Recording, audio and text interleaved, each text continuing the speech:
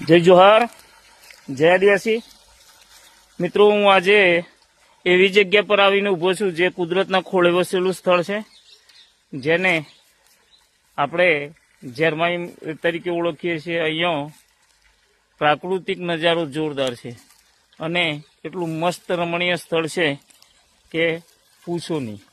અને અહીંની એક કહાની એવી છે કે અહીંયા અવિરત પાણી વહે છે, તમે જોકો છો, જે કાયમી સદંતર શિયાળે ઉનાળે ને ચોમાસે પાણી નીકળતું જ હોય છે। અને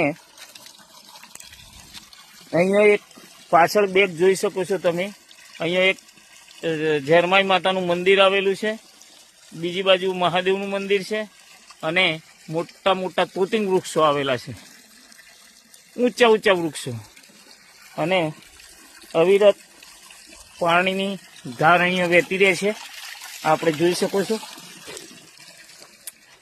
અને આ મંદિરનો મહિમા એવો છે કે જેમને પરિવારમાં સંતાન પ્રાપ્તિ ના હોય તો એની માનતા રાખે છે, અને સંતાન પ્રાપ્તિ થઈ અહીંયા માનતા પૂર્ણ કરવામાં આવે છે। અને માનતા પૂર્ણ કરતી વખતે અહીંયા ફરજિયાત ઘોડિયું, દેશી ભાષામાં એટલે કે હાલરડું ચડાવવામાં આવે છે, અને એ હાલરડા મને તમે અહીંયા આ જોઈ શકો છો। આ હાલરડા માનતાઓમાં ચડાવેલા છે।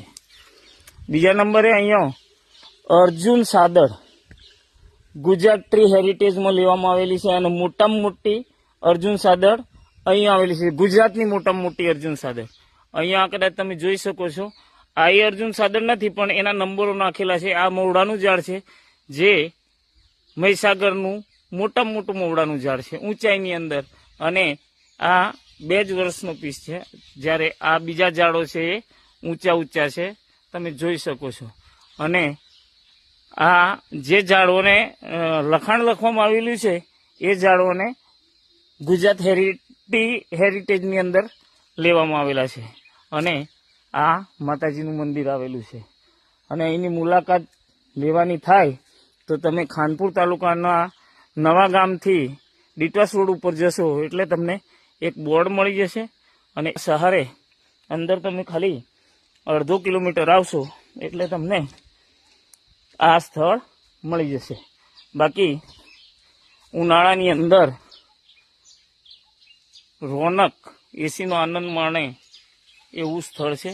જય જોહાર, જય આદિવાસી।